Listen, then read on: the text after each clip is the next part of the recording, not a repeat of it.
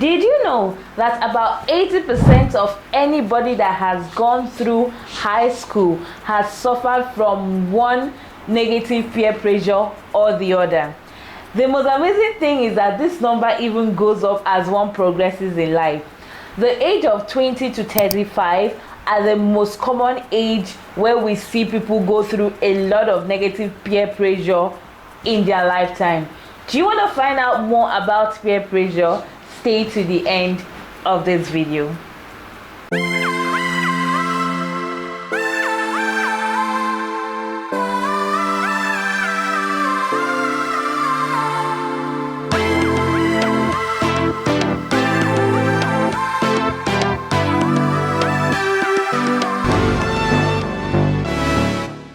Hey fam, welcome to another episode of Adulting with Bella. My name is Isabella Awan. I'm a YouTuber based in Lagos, Nigeria. If you're a returning subscriber, welcome back to my channel. And if this is the first time of watching any of my videos, or you're just here to subscribe to my channel, what you waiting for? Please go ahead and hit on the red subscribe button. Thereafter, click on the notification bell just beside the red subscribe button so that you can be among the first to get notifications of my videos whenever I drop them. You are not in this world to live up to my expectation, neither am I in this world to live up to your expectations. This is one of the famous quotes from a popular Chinese actor, Bruce Lee. We all know and we will all agree with me that peer pressure is one of the common things we see growing up and adulting. However, we rarely see people sit down to trash the issue of peer pressure. Yes, we would hear people talk about peer pressure in different sentences. You would hear them say, oh, don't let peer pressure affect you, or oh, she is undergoing, she did what she did, or he did what he did because of peer pressure. However, it is not very common to see people sit down to dissect the common phase peer pressure. Today in this video, we will be deep diving into what peer pressure is in real sense, how to identify peer pressure, and how to, of course, cope with peer pressure. If you want to learn all of this, please stay tuned to the end of this video. Peer pressure can be defined as a direct or indirect influence to do a certain thing or behave in a certain way that is common amongst friends or a group which you feel like you belong to. The nice thing about peer pressure is that it can be positive, it can be negative, and I also believe there are gray lines of peer pressure. Now let me throw more light on that before we move forward. Positive peer pressure or peer pressure like, oh, getting good grades because everybody in your circle, they are having good grades. Or it could be starting a business or working hard because you look around you and you see that everybody around you is doing something, is working hard, is like pushing forward in life. Negative peer pressure on the other side is doing bad things, is that influence to do bad things. For example, smoking, prostitution, sex, truancy in school among students, anything negative you can think about that is common amongst like a certain set of people. Let's talk about the gray line peer pressure. Now, these ones are not positive, neither are they negative. These are basically peer pressure that, depending on the outcome, it could be positive, it could be negative. For example, career choice. You know, when a lot of people actually decided to read a particular course because all their friends were reading that course, or decided to go through go into a particular line of business because the people around them were doing the same thing. This is a gray peer pressure because, okay, if this person succeeds, that's fine.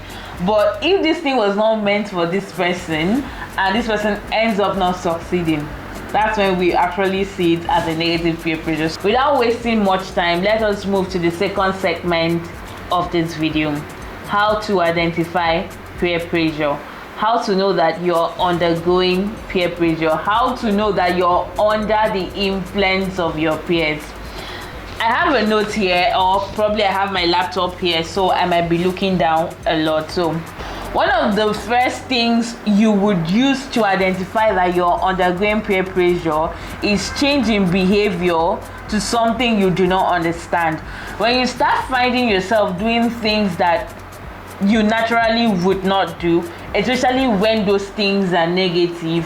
For example, you find yourself smoking, drinking, or having the urge, or even thinking about this thing. You need to sit down and reevaluate yourself. You might be undergoing certain peer pressure. It could be that the people around you have access to the weed or the alcohol, and maybe they are even drinking it or smoking it in your presence.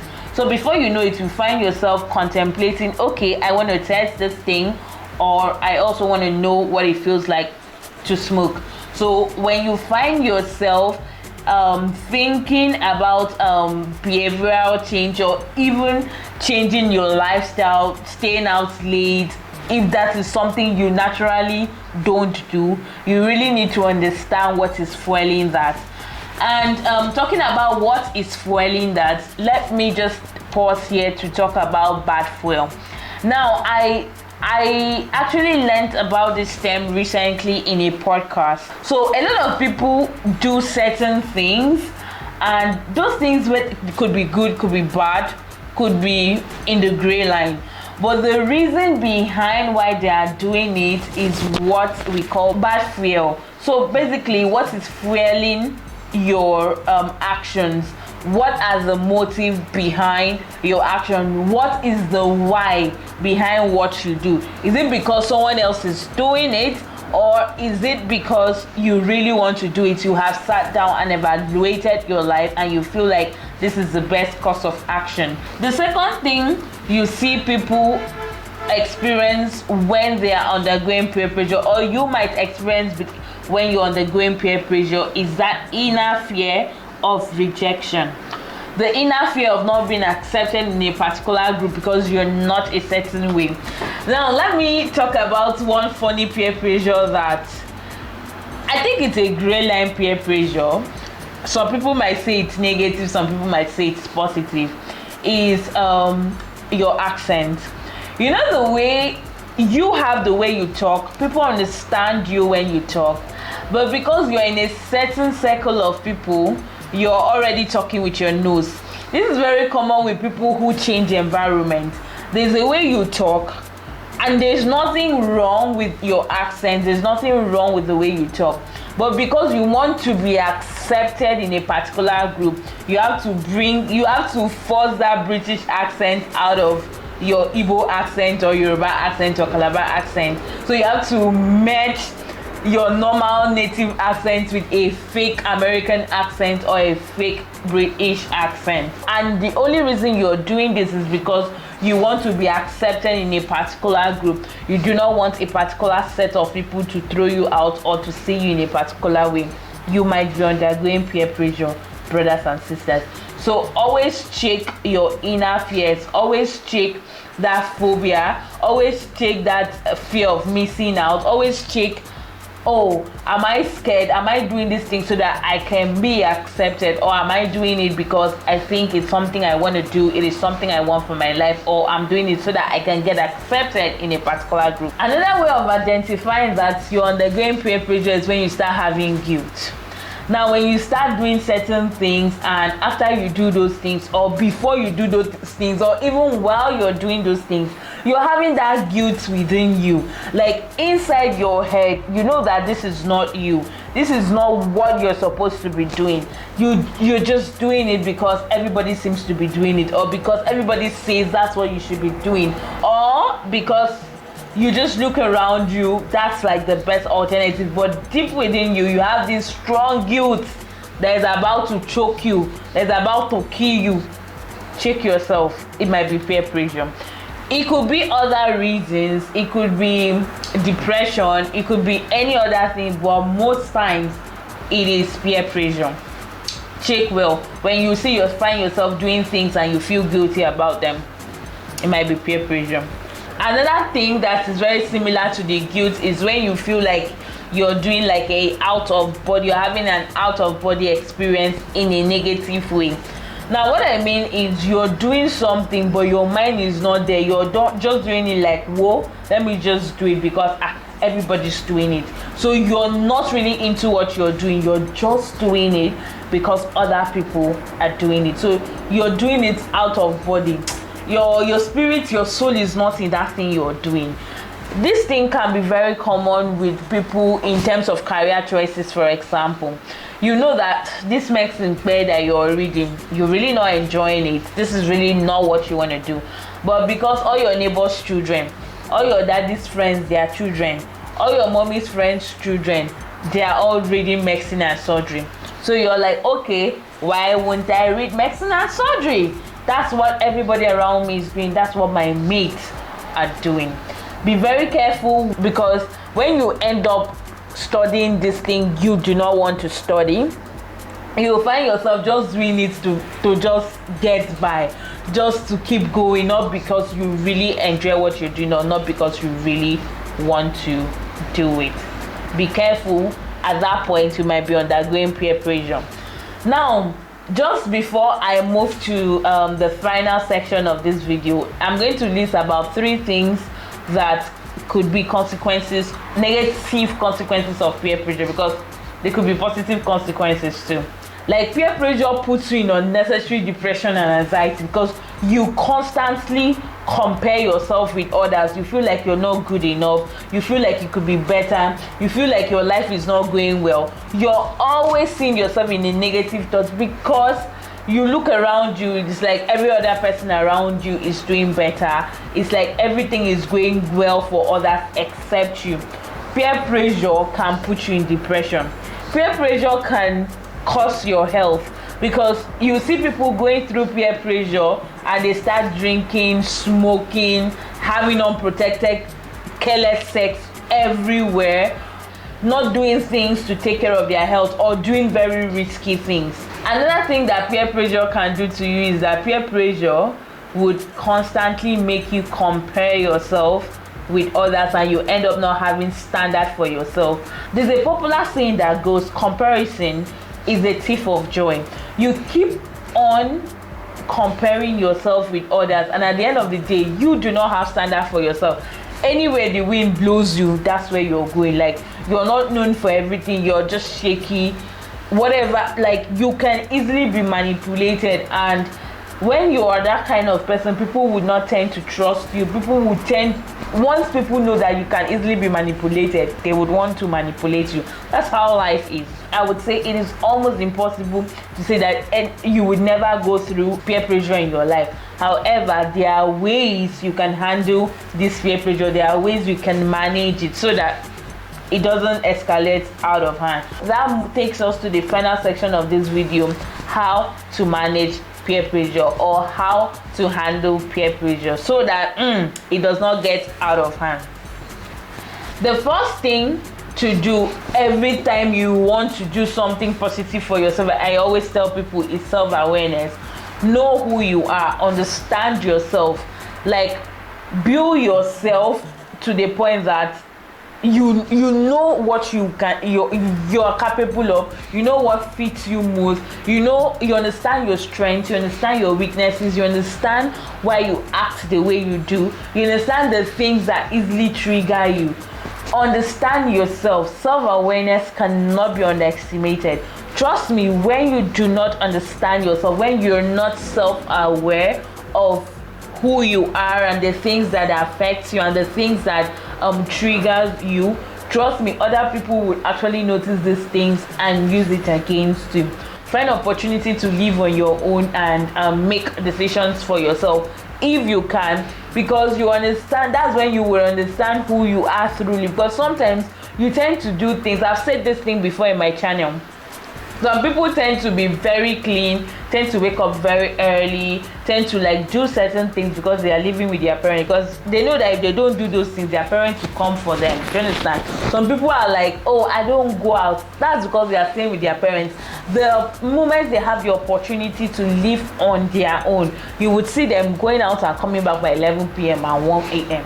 Like, They sometimes some people just need opportunity to do certain things, and you will see them do it. The second thing that is very important if you want to put your peer pressure in check is control your environment. Even the Bible says that flee ye from all appearances of evil. If you know that what these people are doing, what your friends are doing, are the things you do not want to do, don't go and say the Holy Spirit will protect me or I cannot be influenced. Flee from that environment. Free from those friends. If there are things that will trigger you to do things you do not want to do, step away from there. Remove yourself from that situation. Remove yourself from that friendship. Remove yourself from the environment. Control your environment, because see, let me tell you, the things around you have a way of impacting the things in your head, and the things in your head would ultimately determine the outcome of your life. So be very careful with the things around you, the things you feed yourself with, the things in your environment, your friends, the people you talk to. Control your environment. This will also help you control the kind of peer pressure you would experience. Learn to be assertive in life. Learn all the polite ways of telling people no. And one thing is telling the people no and not feeling guilty about telling people no. I used to be one of those people that would feel so bad if I tell people no. Maybe people ask for things or they want me to do something and I do not do it, and I tell them no. I used to feel so bad. Now I don't care anymore. Like, as long as I am happy and I didn't hurt you directly, I'm fine with my decision. Like, I don't let nothing stress me anymore. Like, I don't put people before me. I put myself before any other person. So learn to be assertive. Learn the polite way of telling people, oh, I'm sorry, I would love to do this, but unfortunately I cannot do this at the moment. Oh, I think this is against my ethics, this is against what I believe, this is against my principle in life, so I cannot do it. Like, literally tell them I cannot do it. Learn to be assertive. If you're not assertive in life, see, people will manipulate you back to back. People always find the slightest opportunity to manipulate other people. The next thing is focus on you. Now, this focus on you would sound like self-awareness, but it is something a bit different from self-awareness. So self-awareness is understanding who you are, understanding the things that trigger you. Now, focusing on you is after you've understood yourself, you've understood what you want and what you do not want. You've even maybe created a path to where you want to be in the future. Focus on that path. See, you will see people around you, you understand, doing other things that it seems like it's working better for them. If you're so sure that the path you choose for yourself was divinely orchestrated and that you have sat down to think about it, please focus on you. Now, it is okay for you to change your plans because you've sat down, you've done some self-evaluation. That's also part of self-awareness. It is a continuous process. You've done some self-evaluation and you have agreed and you have decided in your mind that, okay, maybe the path you choose initially is no longer working. Times have changed, change is constant, and you want to tilt towards a new path. Let it be because you have sat down and evaluated yourself, not because your friend is doing the same thing, not because your neighbor is doing the same thing, not because someone else is doing the same thing. Now, the other side of this thing is I have one behavior that my friends sometimes will see like a bad thing. I'm not so interested in other people's life like that, to be honest. I'm not really interested in other people's life. Do you understand? It's nice. I'm happy you're doing great with your life. I'm happy for you. If you're going through issues, you come to me and it's something I can help with, I will help you with those things. But for me to be so interested in your life that I'll be monitoring what you're doing, trying to check to get information, it's not that deep. I'm sorry.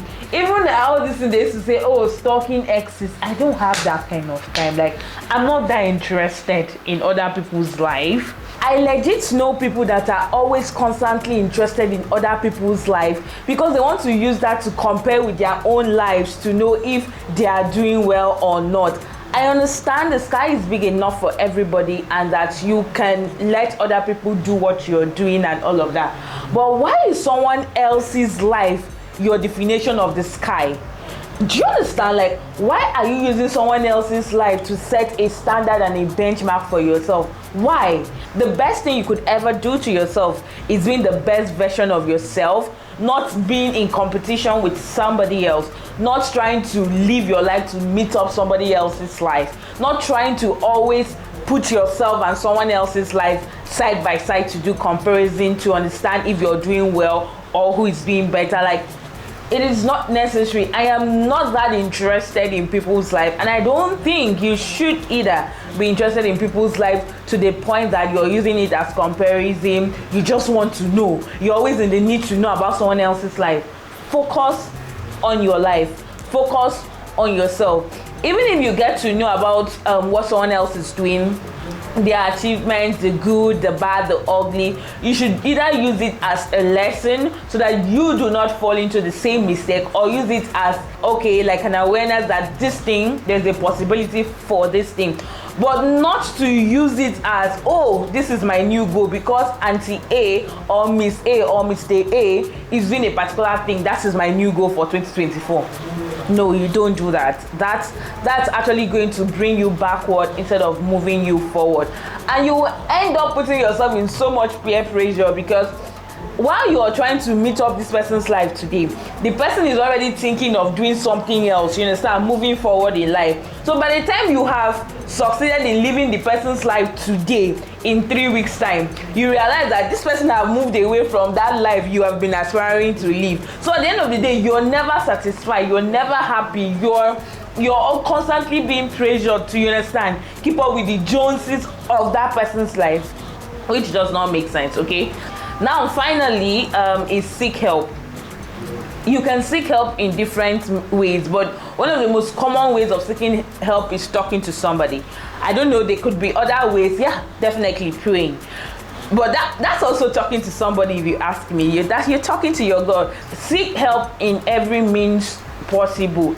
If you're a young adult, you're like a teenager, talk to your parents, talk to your guardians, talk to someone elderly that you're going through this pressure. If you're a more kind of advanced adult, like you're doing this adulting thing, yes, you're not a teenager, I think you should seek therapy. I feel like in Nigeria, therapy is like seen like a form of weakness. If you're doing therapy, it means you're weak or something is wrong with you. No, not necessary. Sometimes you just need someone who is a neutral party to help you with your thought process, to help you see things from other perspectives that are not biased, that are free from every form of bias. You could also pray. In fact, you should also pray. You should pray to God to give you that confidence, that strength to remove your shoe, dust it, and run. So yes, seeking help is something you should do. And another way you could seek help is communities. Like, find communities of people that are going through similar things. It could be in the church, it could be even like platforms like this. Learn, gather knowledge on how people have actually come out of this situation. Listen to people's stories of how they overcame peer pressure, how it came, the things they did. You could actually draw inspiration from other people's story that can help you fight your own battle. So we've come to the end of this video, and I hope this video was really helpful, because we're in a time where people are going through a lot of peer pressure. You see people going into rituals and killing people because of peer pressure. The urge to make money, their mates are making more money than them, so they want to do the same thing.